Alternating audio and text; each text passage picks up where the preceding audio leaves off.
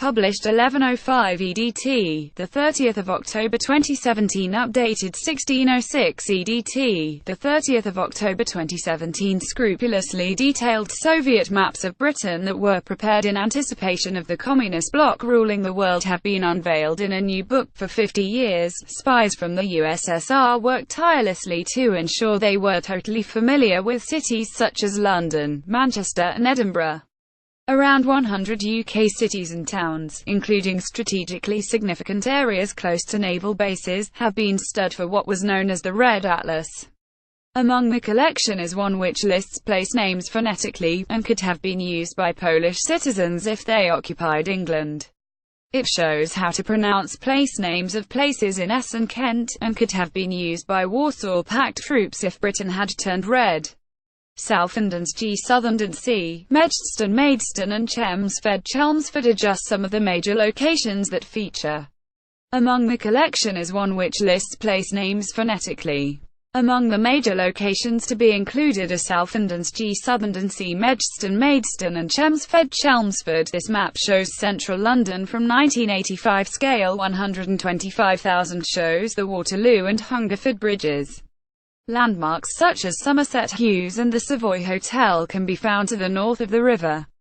The circled M symbols represent Underground Station Edinburgh. Scale 110,000 in 1983 looks quite similar to the present day. This area, to the west of the city centre, has retained many of its open, green spaces. Liverpool's Albert Dock area from 1974. Scale 110,000 is shown here. The city's port has long been one of the most important places for UK sea trade and passenger ferries. This Soviet image of central Manchester from 1975. Scale 125,000 shows the city centre area, with Piccadilly Station, the black area on the north side of a crossroads to the east of the picture.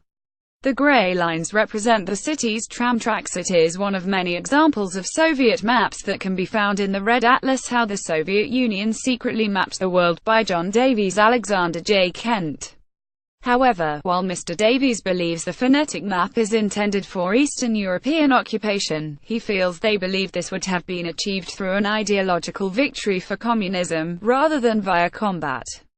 He told Mail Online these were huge pieces of paper that could not have been used in battle. They are nothing like Nazi maps of Britain in the Second World War. There's no strategic attack points listed, but there are civil amenities such as post offices and bus stops. Knowledge is power. They believed that the whole world would be communist, and they would be in charge. If you were in possession of one of these maps, you would have a lot of information at your hands. If you were planning some sort of nuclear holocaust, these maps would have been totally useless because none of it would be there anymore. Public Records Officer, Treasury, Foreign Office, Ministry of Defence, Government Offices, Courts of Justice, Police, Scotland Yard, General Post Office, Radio Station, BBC, Her Majesty's Theatre, Greater London Council, University of London, of the US Navy in Europe, actually American Embassy HQ, General Staff. Former researcher at The Economist, Alex White, tweeted an image of the phonetic map, and the post has received more than 6,000 likes. Helen Lincoln commented on the tweet, saying it's tough picking a favorite, but Koulczyzt has to be up there. Scottish MP Peter Grant commented, no sillier than English-language maps of Poland. It is part of a series of larger-scale maps which covered the whole world, created between 1950 and 1990. Individual towns and cities are also the subject of precisely drawn images, with the different types of plantations in parks and building ownerships.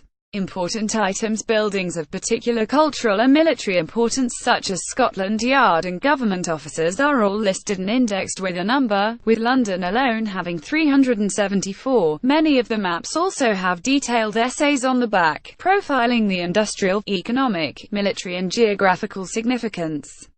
Experts are still unsure of exactly how such a high level of detail was gleaned, given that they far exceed what is provided on usual Ordnance Survey maps. Because many of the maps leave out road names, it is believed that aerial photographs, the Zenit satellites, were a key source of the information. During the same period, America and Britain both had records of the development of major cities, but they were far more selective about locations and the level of detail.